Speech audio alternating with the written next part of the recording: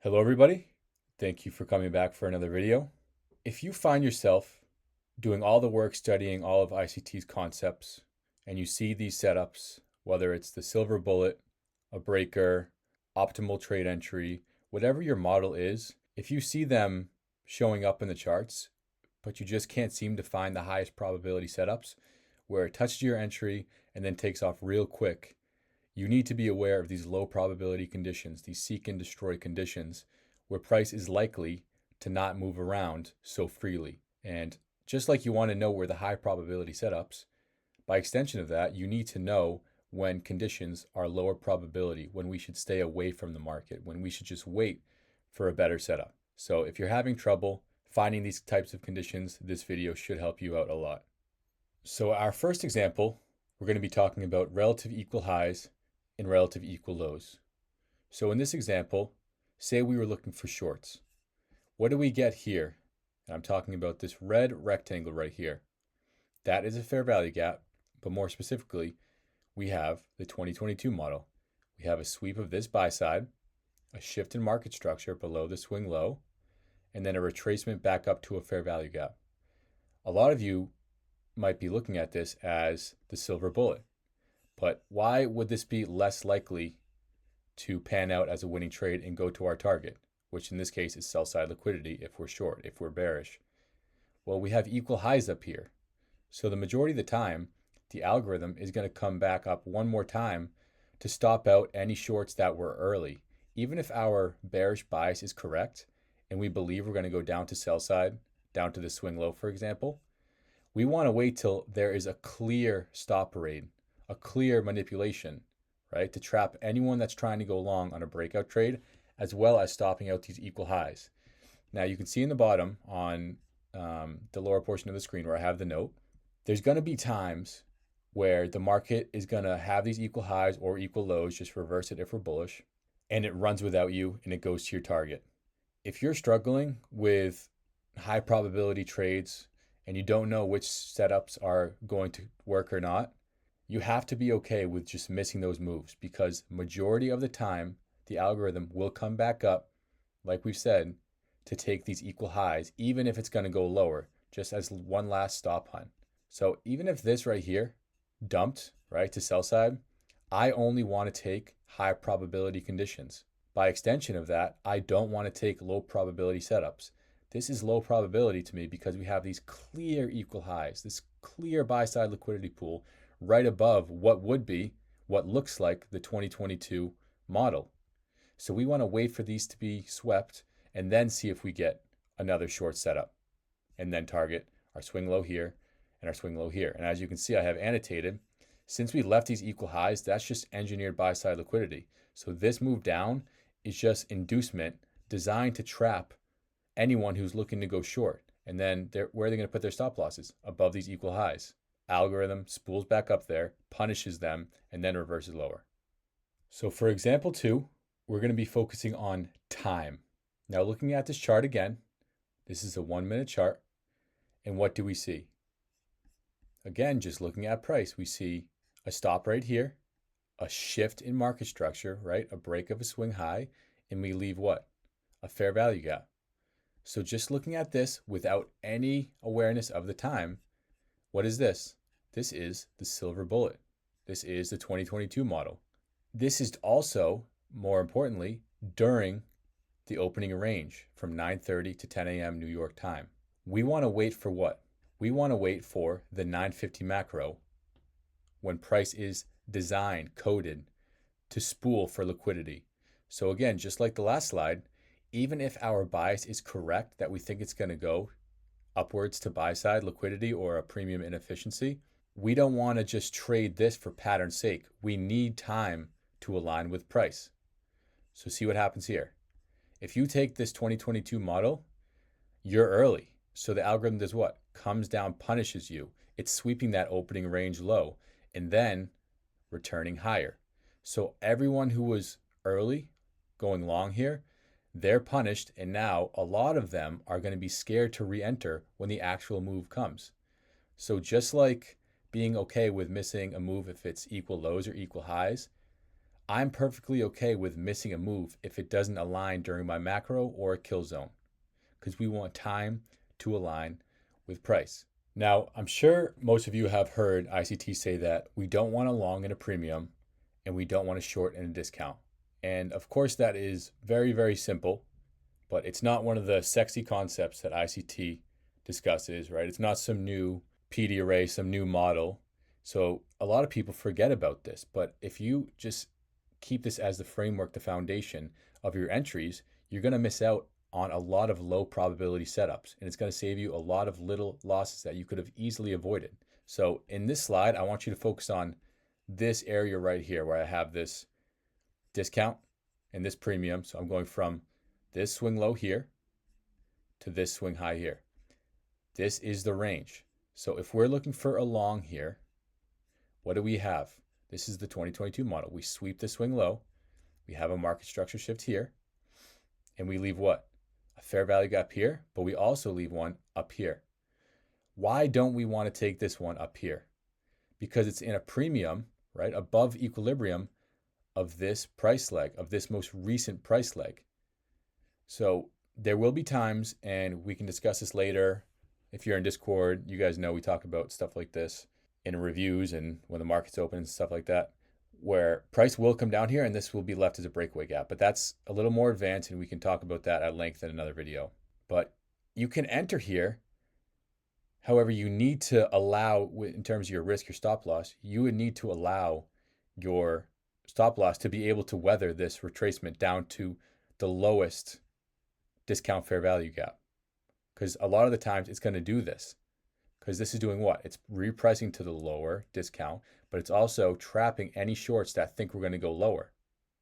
So we don't want a long in a premium of this price leg, of this most recent price leg. We want to wait for this lower discount fair value gap. You could have entered on this one that's not noted, but I'm sure some of you see this little fair value gap here. That would have been fine because it's right below equilibrium. But again, you have to allow price to come down to the lower discount fair value gap. So you'll save yourself a lot of losing trades, a lot of drawdown you have to weather in your trades if you just follow the simple rule. Do not long in a premium, and vice versa. Do not short in a discount. Just wait for the lowest discount fair value gap, and then if you're looking to go long there, that can be your entry. So this is that same price action as the previous slide. So we just looked at this price leg right here and how we don't want a long in a premium, and we want to allow price to get back to this lower discount fair value gap. So we can use this leg, but we can also understand that this is the entire range, the entire discount and premium that we are working within.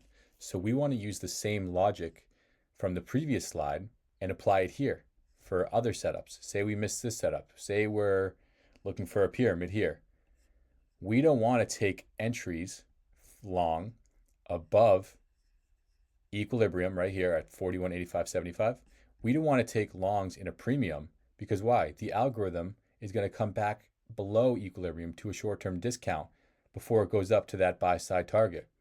So again, right over here, I want you to focus on this price action over here with this teal box right here. What is this?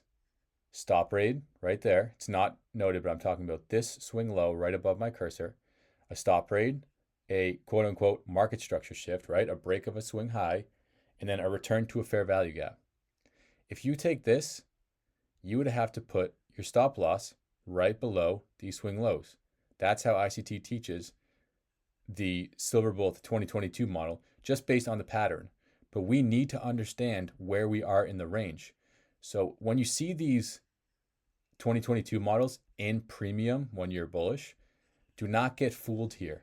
You need to wait for price to come down to a discount below equilibrium to have valid entries. Again, apply this to your trading, apply this to your model, apply this to your rules, and it'll save you a lot of headaches, a lot of avoidable losses. Only long in a discount, only short in a premium. So now let's talk about some seek and destroy protocol that we can avoid. So if you're looking here on the left chart, This is Tuesday, November 14th, 2023, and we have a large expansion day from the CPI report. So going into the next day, the Wednesday, November 15th, 2023, we understand that the previous day we had a lot of movement. So we want to be cautious just based on that fact alone entering that AM session, New York AM session. And you can see here on the right, since we had this expansion, price needs to chop around like this to allow smart money to accumulate positions for the next move. Smart money institutions, they have giant positions and they can't just enter on a 1 minute fair value gap like we can, right? They need to position themselves and it takes time to do that. As you can see here, they're just sweeping both sides, right? They're sweeping sell side, buy side, sell side, buy side. And this is the AM session after this large expansion day. So if we see previous day expansion and or large expansion overnight, we want to enter that AM session with caution because we know that there's likely to be some sort of accumulation period to allow smart money to position themselves for the next move. So if we're looking for only high probability setups, we want a symmetrical market. What is a symmetrical market? A symmetrical market is when the indices are moving in the same direction. So for example, if we're bullish on ES and NASDAQ, you would want to see them both moving in the same direction to buy side. You would also want to see dollar moving in the opposite direction of indices. Okay? So for example, if the dollar is bullish, we would expect what? The indices, ES, NQ, the Dow, to be bearish. That is a symmetrical market. That's what we want to see for high probability conditions. For non-symmetrical, and this is when we have our seek and destroy protocol, when we want to be on the sidelines, when we want to wait to enter, we would have indices moving in the opposite direction. So if the S&P is going up and the NASDAQ is going down, we want to wait for things to get back in sync. Also, if the dollar is moving in the same direction as indices, for example, if the dollar is bullish and ES or NASDAQ or the Dow are all bullish, we want to wait because they're diametrically opposed. In a symmetrical market, when we want to see high probability, everything going smoothly, dollars should be bearish while indices should be bullish and vice versa. So if we see dollar and indices moving in the same direction, we want to wait for things to get back in sync before any entries. Now here we have an example of just that, non-symmetrical markets. On the left we have the S&P, on the right we have dollar. 8:30 to 11 a.m. New York time, 8:30 to 11 a.m. New York time. So look at this fractal here of price.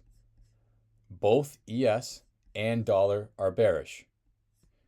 This is what? This is the AM session. We can avoid this because we see indices and dollar falling. We should expect seek and destroy or low probability conditions.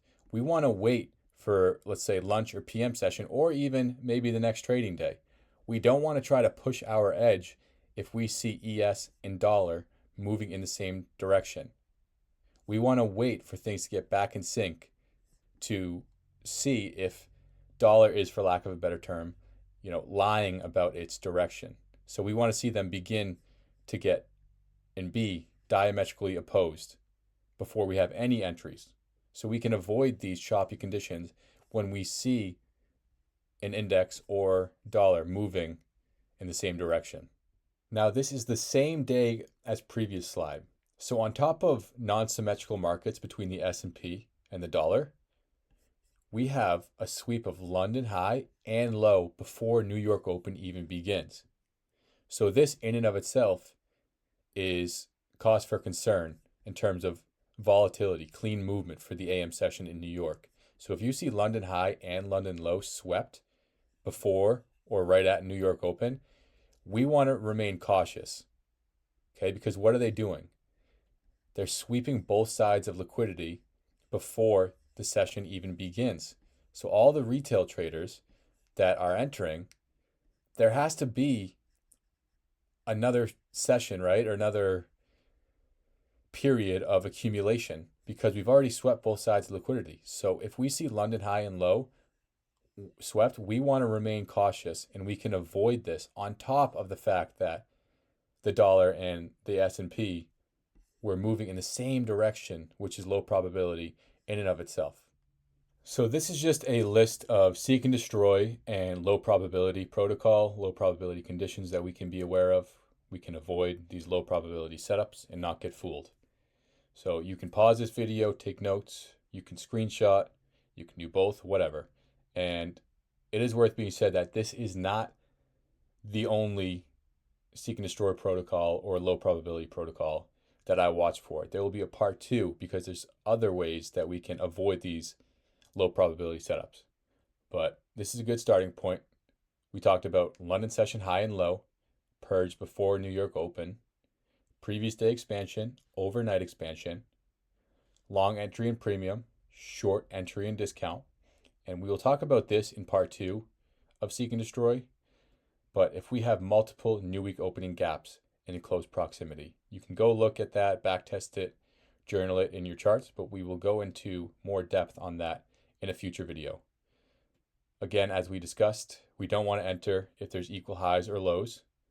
We don't want to enter if it is a non-symmetrical market, and time, right? We want to wait for our entries to line up with a kill zone and or a macro when we expect time to do something. And we will speak about this again in a future video in part 2, but if we meet a higher time frame objective, we want to remain cautious for the next session. So thank you all for tuning into another video. I hope some of you learned something from this. Again, this is part 1 of low probability conditions seek and destroy protocol.